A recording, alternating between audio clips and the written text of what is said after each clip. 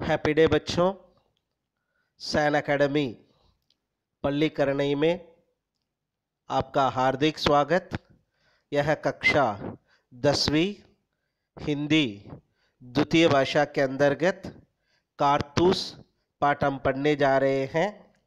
यह आपकी पुस्तक स्पर्श बुक में पाठ 8 है। इसके लेखक हैं हबीब तनवीर।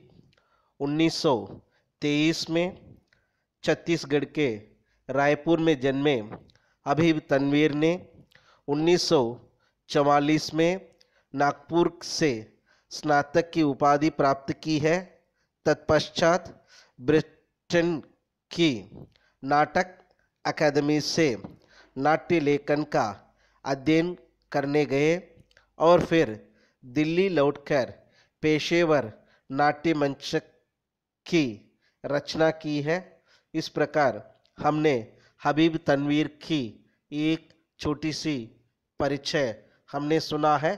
यह आपके चित्र में जो दिखाई दे रहा है ये एक कारतूस है। कारतूस एकांकी है। इसके एकांकीकार है हबीब तनवीर है। अभी यही पाठ हम पढ़ने जा रहे हैं। पाठ को पढ़ने से पहले थोड़ा पाठ प्रवेश पर हम ध्यान दें। अंग्रेज इस देश में व्यापारी के वेश में आए थे। शुरू में व्यापार ही करते रहे, लेकिन उनके इरादे केवल व्यापार करने ही नहीं थे। धीरे धीरे उनकी ईस्ट इंडिया कंपनी ने रियासतों पर कब्जा जमाना शुरू कर दिया। उनकी नीयत उजागर होते ही अंग्रेजों को हिंदुस्तान से खदेड़ने के प्रयास भी शुरू हो गए। धीरे धीरे उनके प्रयास भी बदलने लगे। इसलिए इस पाठ में हम ऐसे एक वीर नामी के बारे में हम पढ़ने जा रहे हैं। इस पाठ में ऐसे एक जांबाज के कारनामों का वर्णन है जिसका एकमात्र लक्ष्य था अंग्रेजों को इस देश से बाहर करना। कंपनी के हुक्मरानों की नींद हराम कर देने वाला यह दिलदेर इतना निडर था कि शेर की मांद में पहुंचकर उससे दो दो हाथ करने की मानिद कंपनी के बटालियन के खेमे में ही नहीं आ पहुंच सका, बल्कि उनके कर्नल पर ऐसा रोब कालिम किया कि मुंह से भी वे शब्द निकले जो किसी शत्रु या अपराधी के लिए तो कभी नहीं बोल सकते थे। पात्र है, देखते हैं ये कारतूस में कौन कौन पात्र हैं। कर्नल, लेफ्टिनेंट, सिपाही, सवार। अवधि जो है इसमें लिखी हुई आपको दिखाई दे रहा होगा। जमाना और समय भी रात्रि का समय है। स्थान गोरखपुर के जंगल में। कर्नल कालिंग के खेमे का अंदरूनी हिस्सा है। दो अंग्रेज लोग बैठ कर के बातें कर रहे हैं। कर्नल कालिंग और एक लेफ्टिनेंट खेमे के बाहर हैं। चांदनी छिटकी हुई है। अंदर लैंप जल रहा है। उस समय कैसा वातावरण है यहाँ पर बताया गया है। नवाब वारिस ऑफ द अवध यहाँ पर आपको दिखाई दे रहा होगा। ये जो नवाब असफ अब्दुल्ला का क्या समय है और नवाब वजीर अली खान का क्या समय है और नवाब सादत अली खान का समय जो है, तीनों ही मैंने आपको यहाँ पर मेंशन किया है। यहाँ से आप जान सकते हैं ये नवाब सादत अली खान है और इसका कैपिटल भी लखनऊ है। इसी के बारे में भी थोड़ा सा आपको जानकारी रखना बहुत ज़रूरी है। नवाब वजीर अली खान, इसी के बारे में ज़्यादातर जो ब्रिटिश के अगेंस्ट जो था इसके बारे में आपको जानना बहुत ही ज़रूरी है। ये अंग्रेजी में लिखे हुए कुछ एक शब्द जो है आप पढ़ कर के इनसे भी थोड़ी सी जानकारी प्राप्त कर सकते हैं। आगे इसके बारे में हम पूर्ण रूप से पढ़ने जा रहे हैं, इसलिए यहाँ पर में संक्षिप्त रूप से मैंने परिचय दिया है। आइए वो विस्तृत जानकारी हम थोड़ा आगे देखने चलते हैं। आइए, समय जो है यहाँ पर निर्धारित है। कर्नल, जंगल की जिंदगी बड़ी खतरनाक होती है, ऐसे कर्नल कहता है।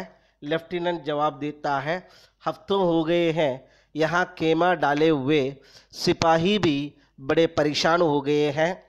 ये वजीर अली आदमी है या भूत, हाथ ही नहीं लगता। ऐसे दोनों लोग बातचीत करते हैं। कर्नल जवाब दे रहा है, उसके अफसाने सुनकर रॉबिन हुड की याद आ जाती है। अंग्रेज़ों के खिलाफ उसके दिल में किस कदर नफरत है। अपने 5 महीने की हुकूमत में अवध को स्वतंत्र करने में वह लगभग कामयाब हो गया था। अब लेफ्टिनेंट जवाब दे रहा है, कर्नल कॉलिंग, ये सादत अली है कौन? ऐसे लेफ्टिनेंट पूछ रहा है। कर्नल जवाब दे रहा है, आसिफ उदौला का भाई है, उसका और वजीर अली का दुश्मन है नवाब। नवाब आसिफ उदौला के यहाँ लड़के की कोई उम्मीद नहीं थी, मतलब उनके जो है कोई नामिन नहीं था, उनके जो कोई वारिस नहीं थे। इसलिए वजीर अली की पैदाइश को सादत अली ने अपनी मौत समझा है। तो लेफ्टिनेंट कह रहा है, वो सादत अली को अवध के तख्त पर क्यों बिठाया? तो कर्नल जवाब दे रहा है, सादत अली हमारा दोस्त है और बहुत येश पसंद आदमी है, इसलिए हमें अपनी आधी जायदाद दे दी है और 10 लाख रुपये नकद। अब वह भी मज़े करता है और हम भी क्या करते हैं, बड़े मज़े करते हैं। ऐसे बातचीत दोनों लोग करते हैं। अब लेफ्टिनेंट कह रहा है, सुना है ये वजीर अली अफगानिस्तान के बादशाह शाह जमा को हिंदुस्तान पर हमला करने की दावत दे रहा है। कर्नल कह रहा है, हमले की दावत सबसे पहले टीपू सुल्तान ने दी, फिर वजीर अली ने और फिर शमशुद्दौला ने भी। लेफ्टिनेंट, इसका मतलब ये हुआ कि कंपनी के खिलाफ सारे हिंदुस्तान में एक लहर दौड़ गई है। कर्नल, हाँ, अगर यह कामयाब हो गया तो लॉर्ड वेल्जली सब खो बैठेंगे। अब लेफ्टिनेंट उसका जवाब दे रहा है, वजीर अली की आज़ादी खतरनाक है, उसे किसी तरह गिरफ्तार कर लेना चाहिए। इसी के लिए लेफ्टिनेंट जो है बहुत प्रयास करता है। कर्नल भी कह रहा है, बरसों से पूरी फौज लिए उसके पीछे जंगलों में भटक रहे हैं, मगर वह जो है कभी हाथ नहीं आता है। लेफ्टिनेंट कह रहा है, सुना है वजीर अली जाति तौर से भी बहुत बहादुर आदमी है। तो कर्नल कह रहा है, बहादुर न होता तो यूं ही कंपनी के वकील का कत्ल कैसे कर देता है? ये कत्ल का क्या किस्सा हुआ कर्नल, क्या हुआ था कर्नल? ऐसे वो पूछ रहा है। उसके लिए जवाब दे रहा है, कर्नल जवाब दे रहा है, वजीर अली को पद से हटाने के बाद उसे बनारस भेज दिया गया है और 3 लाख रुपये सालाना वजीफ़ा तय कर दिया। कुछ महीने बाद गवर्नर जनरल ने उसे कलकत्ता बुलाया। वजीर अली ने बनारस के कंपनी वकील से शिकायत की कि उसे कलकत्ता क्यों बुलाया जा रहा है। वकील ने शिकायत की परवाह नहीं की, उल्टा उसे बुरा भला सुना दिया। वजीर अली के दिल में यूं ही अंग्रेज़ों के खिलाफ नफरत कूट कूट कर भी भरी हुई थी। उसने गंजर से वकील का काम तमाम कर दिया है। अब आगे आइए देखते हैं। लेफ्टिनेंट और भाग गया। कर्नल अपने जानीसरों के सहित आजमगढ़ की तरफ भाग गया। आजमगढ़ के शासक ने अपनी हिफाजत में उन्हें घरा तक पहुंचा दिया। अब वे इन जंगलों में भटक रहे हैं। लेफ्टिनेंट कह रहा है, मगर वजीर अली की स्कीम क्या है? कर्नल जवाब दे रहा है, नेपाल पहुंचकर अफगानी हमलों से इंतजार करें, अपनी ताकत बढ़ाएं, सादत अली को इसके पद से हटाकर खुद अवध पर कब्जा करें और अंग्रेजों को हिंदुस्तान से निकाल दें। लेफ्टिनेंट, मुमकिन है नेपाल पहुंच गया हो? कर्नल कह रहा, हमें अच्छी तरह मालूम है कि वह इन्हीं जंगलों में है। अब जवाब दे रहा है, एक सिपाही तेजी से प्रवेश करते हुए आता है, दाखिल होता है। सिपाही दूर से ही गरज उठती हुई दिखाई दे रही है। सिपाही सलाम करके चला जाता है। कर्नल, क्या बात है? तो कर्नल, सिपाही से कह दो कि तैयार रहे। कर्नल खिड़की के पास आकर, हाँ एक ही सवार है। सिपाही से, सिपाहियों से कहो कि इस पर नज़र रखें कि ये किस तरफ जा रहा है। लेफ्टिनेंट खिड़की से देखते हुए, गर्द तो ऐसी उड़ रही है जैसे पूरा काफिला चला आ रहा हो, मगर मुझे तो एक ही सवार नजर आता है। नजर का मतलब दिखाई देता है। सवार कह रहा है, मुझे कर्नल से मिलना है। चिल्लाकर खूब बहुत सवार से, घोड़ा अंदर आकर, हुजूर सवार आपसे मिलना चाहता है। कर्नल भेज दो। लेफ्टिनेंट कह रहा है, वजीर अली का कोई आदमी होगा, हमसे मिलकर उसे गिरफ्तार करवाना चाहता होगा। कर्नल कह रहा है, खामोश रहो। सवार अंदर आता है। तन्हाई तन्हाई। कर्नल साहब, यहाँ कोई गैर आदमी नहीं है, आप राजे दिल कह दें। सवार कह रहा है, दीवार की भी कान होते हैं।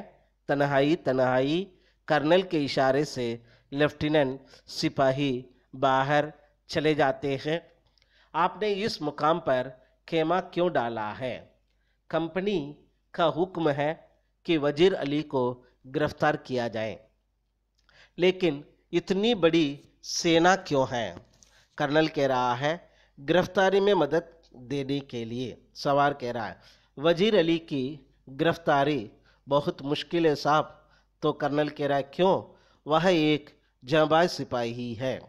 कर्नल कह रहा है, मैंने भी सुन रखा है। आप क्या चाहते हैं? चंद कारतूस। किस लिए? वजीर अली को गिरफ्तार करने के लिए। ये लो 10 कारतूस। मुस्कुराते हुए सवार कहता है, शुक्रिया। कर्नल कह रहा है, आपका नाम? सवार कहता है, वजीर अली। आपने मुझे 10 कारतूस दिए हैं, इसलिए आपकी जान बख्शिश करता हूँ। मतलब मैं आपको क्या कर देता हूँ? छोड़ देता हूँ। सवार वजीर अली चला जाता है। टापों का इशारा सुनाई देता है, मतलब घोड़ों के चलने की आवाज़ सुनाई देता है। कर्नल एक सन्नाटे में है, हक्का पक्का खड़ा है कि लेफ्टिनेंट अंदर आता है। लेफ्टिनेंट पूछ रहा है, कौन था? दबी जवान से अपने आप से कहता है, एक जाबाज सिपाही। तो इसका मतलब जो है ये हुआ है, वहाँ पर जिसी को कत्ल करने के लिए वो आया था, वो खुद ही वही व्यक्ति था। ऐसे साजिश के साथ में अंग्रेजों के सामने लड़ने के लिए तैयार था। इसलिए इस बात को जो है यहाँ पर यही बताया जा रहा है कि इस पाठ के माध्यम से एक जंगबाजी कारनामों का वर्णन बड़े सरल एवं सही शब्दों के साथ में वर्णन किया गया है। बच्चों, इस पाठ को पढ़ कर के आपको देश प्रेम भी उठना चाहिए, साथ ही साथ जो है सत्यता की ओर हमें आगे बढ़ना चाहिए। यही इस पाठ से हमें सीख मिलती है। धन्यवाद।